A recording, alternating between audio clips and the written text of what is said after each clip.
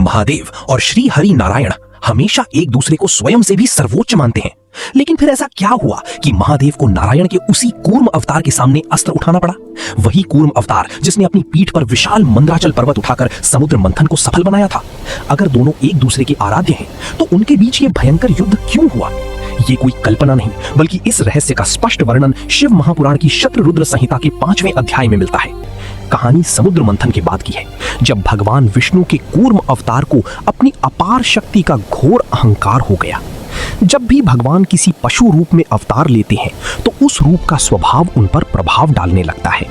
विशाल पर्वत का भार उठाने के बाद उस महाकाय कछुए की शक्ति इतनी बढ़ गई कि वो स्वयं भगवान विष्णु की चेतना पर हावी हो गई। वो कोई साधारण कछुआ नहीं था। जब उसने समुद्र में गोते लगाए तो भयंकर भंवर उठने लगी। उसकी एक छलांग और पूंछ के प्रहार से समंदर पाताल तक कांप उठा और प्रलय जैसी विनाशकारी लहरें उठने लगी। सृष्टि विनाश के कगार पर थी। तभी समुद्र की उफनती लहरों को चीरते हुए महादेव प्रकट हुए। उन्होंने अपना 8 भुजाओं वाला विशाल और क्रोधित रूप धारण किया। हाथों में त्रिशूल और अनेक दिव्य अस्त्र थे। शिव के इस भयंकर रूप को कूर्मांतक स्वरूप कहा जाता है। महादेव ने कूर्म अवतार को समझाते हुए कहा, हे प्रभु, अपने इस अहंकार को त्याग दीजिए। मुझे अपने ही आराध्य पर अस्त्र उठाने के लिए विवश मत कीजिए। लेकिन जब कूर्म अवतार नहीं माने, तो समुद्र के भीतर ही दोनों के बीच हजारों वर्षों तक भीषण युद्ध चला।